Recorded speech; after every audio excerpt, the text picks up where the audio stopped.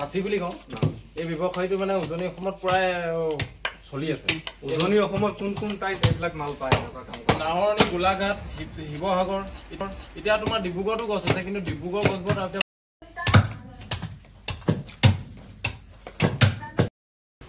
আসসালামু আলাইকুম, নমস্কাৰ guys, welcome to Abdul Mannan blog. আজি মই আহিছোঁ শিৱসাগৰ ডিষ্ট্ৰিক্টৰ নামটিপুল অঞ্চলত। আৰু নামটিপুল অঞ্চলত বৰ্তমান কাম চলি আছে এটা ডাঙৰ ফিল্ডত, হাঁচি কাম চলি আছে। হাঁচি মালৰ ফিল্ডত এটাত আহিছোঁ। ইয়াতে আপোনালোকক দেখাবলৈ যত্ন কৰিম। ইয়াৰ আমাৰ গছ কাটি আনি পিচিং দি পেলাই ছেকশ্যন দি পেলাই এনেকুৱা দা মৰা হয়, আৰু দা মৰাৰ পিছত এওঁলোকক দিয়া হয়, এওঁলোকে বটালি মাৰে। আৰু এই বটালি মৰাৰ পিছত আমাৰ হোজাইৰ পৰা মানুহ আহে আৰু বিভিন্ন ধৰণৰ জেগাৰ পৰা মানুহ আহি এই বটালি মালখিনি কিনি নিয়ে। আৰু তাত আছে আমাৰ এই ব্যৱসায়ীৰ ডাঙৰ এজন মানুহ, তেওঁৰ লগত কথা পাতিবলৈ যত্ন কৰিম।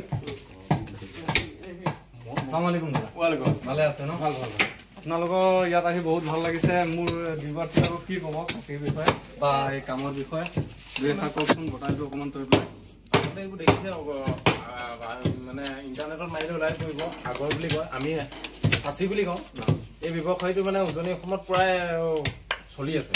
উজনি অসমত কোন কোন ঠাইত এইবিলাক মাল পায়?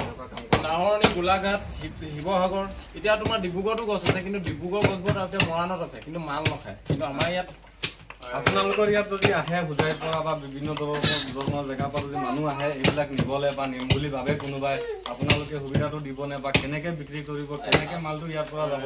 ঠিকে কৈছা, তুমি প্ৰশ্নটো ঠিক কৰিছা। আচলতে আমি এইটো যিটো এতিয়া আমি গছৰ পৰা বাংটাং বনাই আছো, এইটো প্ৰথম প্ৰচেছ, এইটো ভুটা। এইটো প্ৰথম আমি বেয়া কৰি লওঁ, তাৰপাছত আমি বটালিতে দেখিছানে, ইয়াত মাৰি দেখাই দিছোঁ। দা মৰাৰ পিছত এইটো ভুটা বুলি কয়, ভুটা ভুটা। আৰু বটালি মৰাৰ পিছত বাংটাং বুলি কয়। ময়ো জানো অকণমান, কিন্তু আপোনাকো সুধিছোঁ এতিয়া আপোনালোকৰ ফিল্ডত আহিছোঁ। আৰু আমাৰ মাজত আৰু এজন ব্যক্তি আছে, এইখন ঘৰৰ মুৰব্বী, তেওঁ হাজি হয়, আৰু তেওঁৰ লগতো কথা দেখা পাতিম। আসসালামু আলাইকুম দাদা। ওয়ালাইকুম আসসালাম ৰাহমাতুল্লাহি ওয়া বাৰাকাতুহু। ভালে আছে ন? ভাল ভাল, তোমাৰ কেনেকুৱা? আছো, আল্লাহ ৰাখিছে ভাল। মোৰ ভিউৱাৰ্ছবিলাকক আপোনাৰ এই বিষয়ে, এইবিলাক মালৰ বিষয়ে কি ক'ব? মইতো ধৰা আজি 35 বছৰমান এইটো ব্যৱসায়ৰ লগত জড়িত হৈ আছোঁ।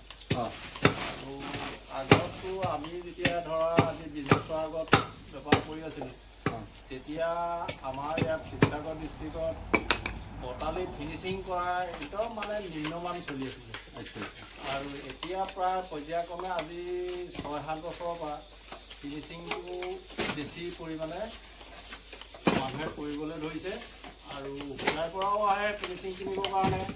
আমাৰ ইয়াত নামটি চাৰিআলি, চামগুৰি এইবিলাকতো সৰু সৰু কিছুমান পাৰ্টি আছে, সিহঁতেও কিনি লয়। যদি হোজাইৰ পৰা এতিয়া কোনোবা পাৰ্টিয়ে যদি দেখে মোৰ ভিডিঅ'টো, দেখি পেলাই যদি কণ্টেক্ট কৰি আপোনাৰ ওচৰলৈ আহে, ফিনিচিং মাল পাবনে বা কিমান পাব বা কেনেকৈ আহিলে পাব, কেনেকৈ নিব পাৰিব? এতিয়া ফিনিচিং মাল পাব হ'লে মানে এতিয়া ফিনিচিং মালটো চব সময়তে নোলায়। ফিনিচিং মালৰ ছিষ্টেমটো বহুত দীঘলীয়া। ধৰক আপুনি এদিনত যদি 6-7জন মানুহে কাম কৰে, 600-700 গ্ৰাম মালে ওলায়। ধৰক 10-15 দিন হ'লে 5-6 কেজি মাল এনেকুৱা ওলাই যায়। ঠিক আছে, কোনোবাই কণ্টেক্ট কৰি পেলাই যেনিবা আমাৰ সমূহতে ৰমজান মাহ আছে, ৰমজান মাহৰ পিছত যদি আহিম বুলি কয়, তেনেকুৱা আহিলে পাব নি আপোনাৰ ওচৰত? পাব ন? আপোনালোকে যদি ভাবিছে ফিনিচিং মাল কিনিম বুলি, ইয়াতে আহিলে পাব। বাংটাং যদি ভাবিছে কিনিম বুলি, ইয়াতে আহিলে পাব। গছো পাব, ভুটাও পাব, চব খাচী মালৰ যি লাগে তাকে পাব। বেগৰ জাল দিয়া চোৰণো পায় ন? বেগৰ জাল দিয়া চিপিংটো পায়, চোৰণো পায়, চব বস্তু পায়। ফিনিচিং চোৰণলৈকে আপোনালোকে পাব। যদি কাৰোবাৰ লাগে আপোনালোক আহিব, কণ্টেক্ট নাম্বাৰটো দিয়া আছে, আপোনালোকে ফোন কৰিব পাৰিব। আৰু আজিৰ ভিডিঅ'টো ইমানেই আছিলে। ধন্যবাদ।